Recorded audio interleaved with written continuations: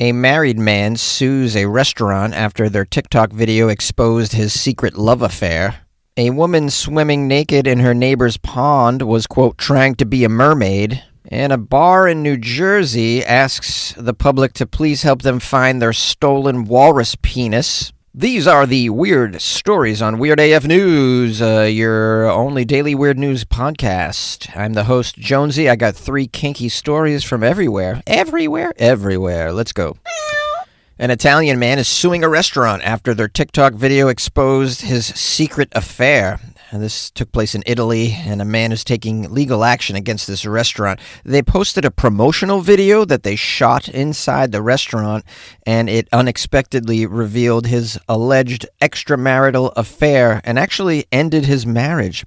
What's the matter? This guy couldn't afford Coldplay tickets? Had to do it in a restaurant? You guys remember the Coldplay guy and girl? This should teach you, there's too many video cameras around. You're not going to be able to get away with your extramarital affairs if you're going out in public to concerts, restaurants, sporting events, or, even a boink in the forest. I think there's probably cameras in the forest, right? Now, according to the local reports about this situation, it's a 42-year-old man from a place called Catania. He's filed a lawsuit claiming that his privacy was violated when the eatery posted some footage of him dining with another woman as part of a social media promotion. The man told his wife that he would actually be out for a routine business dinner. Instead, he spent the evening at the restaurant on a date with a secret lover. That's what we are. The man's encounter at the restaurant was captured on camera by staff that were creating marketing content for the venue. The clip was later uploaded to TikTok without the customer's knowledge or consent. The man's wife saw the viral video soon after it went live. She quickly announced she planned to leave the man, ending their marriage, and reportedly she kicked him out of the house as well. And the man is now seeking damage from the restaurant that destroyed his marriage. He's got a representative who's argued that the restaurant acted unlawfully by filming patrons and sharing the material online without their consent. Yeah, that's not okay. You can't be shooting your customers and posting that online without their consent. What's wrong with you? The way that you do it is you go up to a table and you go, hey, we're going to give you a couple of free appetizers if you just smile for the camera and look like you're enjoying this ambiance. And I'm sure many people would agree to do that. That's how you make it work over there. What's wrong with this restaurant? Now, what the man did obviously is wrong. And one could argue he deserves to get caught. He was probably going to get caught eventually. But the restaurant also in the wrong, legally. European privacy laws are pretty strict, and they state very explicitly that restaurants and other businesses need to obtain permission before using customers in any sort of promotional material, either photographic or video related. And if this complaint is upheld, the restaurant is going to face additional penalties under Italian data protection laws. This isn't the first affair uncovered by TikTok, as the platform has developed a reputation as an accidental detective agency for relationships lately. Last year, as you probably know, that Coldplay concert incident ended with a CEO and his wife divorcing. And in 2024, 2 women went viral after discovering they had been dating the same man. They ended their romances when TikTok posts exposed this overlap. Yeah, and I think this guy's got a case. He's going to get divorced, and then that money he's going to get from the restaurant will probably have to be split with the wife. So they're both going to make out on this, although she's probably not too pleased finding out this way. Although, doesn't every Italian man cheat on their wives? That's what I assumed. It's Italy. Those men are dogs. Don't you know? Yeah, what are you doing? A woman in Louisiana was arrested after swimming naked in a pond as she was, quote, trying to be a mermaid. Oh, come on. What's wrong with this, right? This lady can't have a hobby. Can't she cosplay as a sea creature with boobs out? Who cares if the kids see? Hey, now let's be honest. And with all the crap going on in the world right now, this is pretty tame. All right, let's get the details. This story is out of Marion, Louisiana. A woman was found swimming nude in a private pond, trying to be a mermaid. Not her pond, I take it. Whose pond is it? Did you know you could have a private pond? Today I learned you can have a private pond. How does one acquire a private pond? I want a private pond. I'll tell you right now, if I had a private pond, it would be open season for all mermaids who want to bathe. Any mermaids out there could just come and freely bathe in my private pond. I would welcome them. I would have a plate of carrots and cucumbers and hummus waiting for them. Is that what do mermaids eat? I'll bet they eat persimmon, right? If you're going to choose anything that a mermaid would eat, persimmon sounds perfect. It's sort of a mythological fruit, to go along with a mythological being. All right, let's move on from my fantasies and get the facts. The facts, ma'am. Just the facts. We have 41-year-old Erin Elizabeth Sutton. I assume she's the mermaid in question. She was taken into custody after deputies responded to a trespassing complaint. The caller reported that their neighbor, Erin Elizabeth Sutton, was standing in their driveway screaming despite previous warnings not to trespass on their property. Upon arrival, the deputies found Sutton swimming naked in a pond on the caller's property. Well, this is pretty fantastical, this story. What was with all the screaming, I want to know? Is that what she does as she turns from human form into mermaid form? It's probably painful, right? Because your legs turned into a giant fin. It's got to be painful, man. The Hulk had pain, and all he did was turn green, and that was painful. This lady turned green and grew flippers, so that can't be easy on the body. Okay, so the police arrive, and they find Sutton, the mermaid, in the pond. I wonder what her mermaid name is. What's a good mermaid name? Gwendolyn? That's a good mermaid name. Gwendolyn? Or how about Sashimi? That's a beautiful name. Sashimi? It's also fish-related, which is helpful for a mermaid. All right, so it says the mermaid initially refused to exit the pond, claiming she was, quote, trying to be a mermaid. After several commands, she eventually complied with the popo. Due to the cold, emergency medical services were called to evaluate the mermaid. As a deputy attempted to escort Sutton inside to warm up, she allegedly charged at the deputy. Oh, goodness. She was in a bad mood, although haven't we all been this week? It's been a tough week. I mean, I don't fault any American right now for just taking off all their clothes and jumping into the nearest pond. With bricks in your pocket, I wouldn't even blame you. If you jumped into a body of water with bricks in your pocket, I would say, I understand. Okay, so Sutton's charging the police. Despite commands to stop, she reportedly resisted, leading the deputy to deploy a taser, which was ineffective. Oh, yeah, I mean, everybody knows that mermaids are impervious to tasers.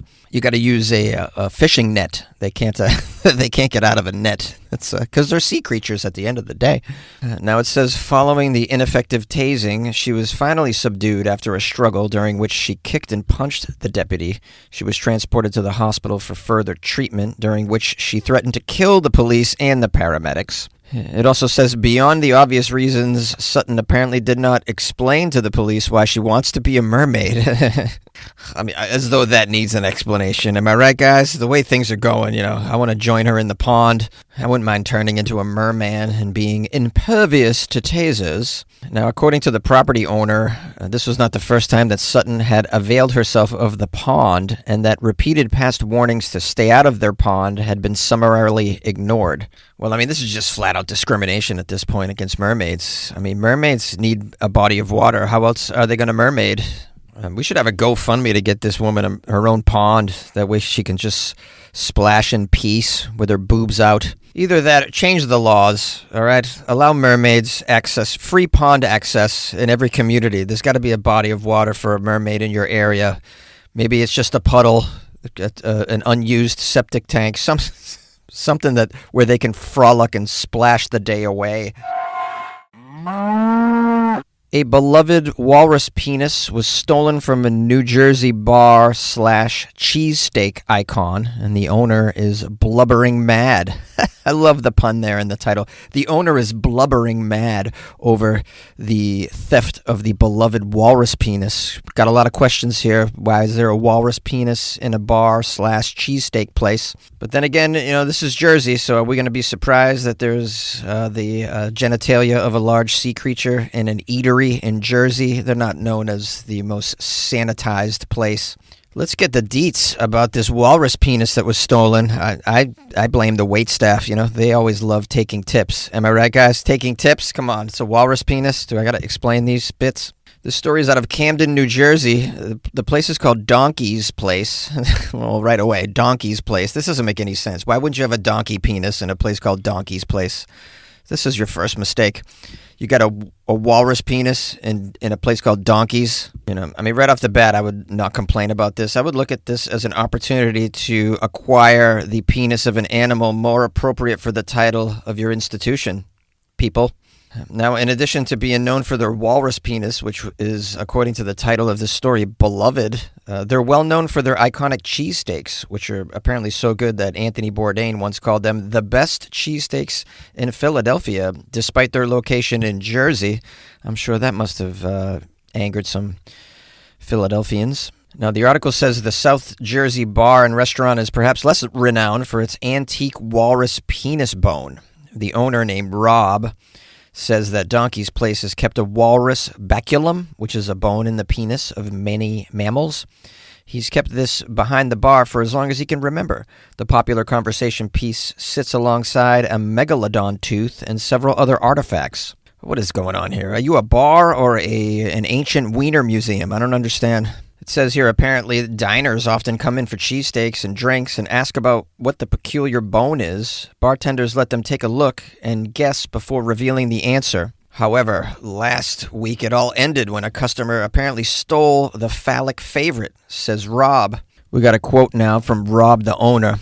"Yo, the bartender handed it out for them to figure out what it was. She went to the back to do something else, and then one dude just stole the damn thing. We got his picture though, but I don't think he's from around town, you know what I'm saying?" Donkey's Place posted on TikTok a video featuring the bartender that was involved in the incident, urging the customer to please return the walrus penis, as well as a photo of the alleged thief. They interviewed the grandson of Rob, the owner of Donkey's. His name is Leon Donkey Lucas. Okay. He's got Donkey as a nickname. Poor guy. Although it's much better than Walrus Dick. He said he's not going to press charges following the incident. He just wants the decades-old item returned to its home. Donkey's Place hasn't attempted to contact the thief, who used a credit card to pay for his meal. I mean, come on. You got the guy's credit card information. Just, show up at his house or something. I mean, are you gonna Jersey or not? I mean, what is this, Malibu? We just hope that he returns it. This is South Jersey.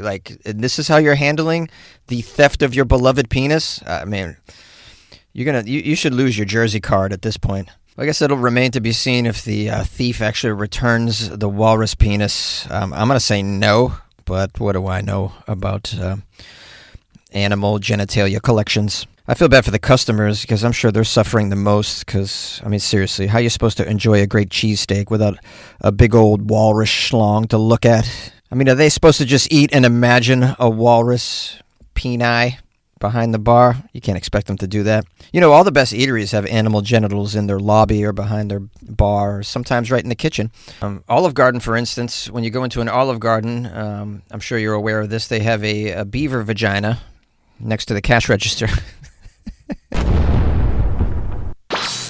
Hi, everyone. This is your trusty host, Jonesy, coming through with another episode of Weird AF News. Very strange episode today, I have to say. I was thoroughly entertained by these stories, and I like that. They got to be really weird at this point for me to be entertained. This was a good one. I appreciate everybody emailing me stories, by the way, the last few days. Very, very nice of you. You can always email me, funnyjones@gmail.com. Also, I have an Instagram, @funnyjones. You can DM me. Tomorrow is Friday, and I'm going to be doing the Florida Friday episode. So if you have any Florida-related stories that you think are appropriate for that episode, don't hesitate. Send them over. Please include a link for me. Thank you very much. Also, before I exit this outro, I would love to give thanks and praise to the individual who won the second ever Weird AF News Fantasy Football League, and that is Earl Benway. So let's give a shout out to Earl Benway. Pop some bottles for Earl and his team, Squirrels Nuts. Earl had to beat 13 other team owners this year. We had 14 teams. It was quite a huge operation in the second Weird AF News Patreon Fantasy Football League. So not an easy feat. And he had to beat me, which is, also a difficult task. So shout out to Earl. Congratulations. And for those of you who want to participate, I'll be doing it next year as well. I'll have the third Weird AF News Patreon Fantasy Football League. Of course, you'll have to join the Patreon if you would like to participate. You can do that at patreon.com/weirdafnews or go to weirdafnews.com where you can join the Patreon there by clicking on the Patreon banner. You can also buy me coffees there, which is super cool. Great way to support the show. Nonetheless, I won't bore you any further. We'll see you tomorrow for the Florida Friday episode, and good luck with your life, man.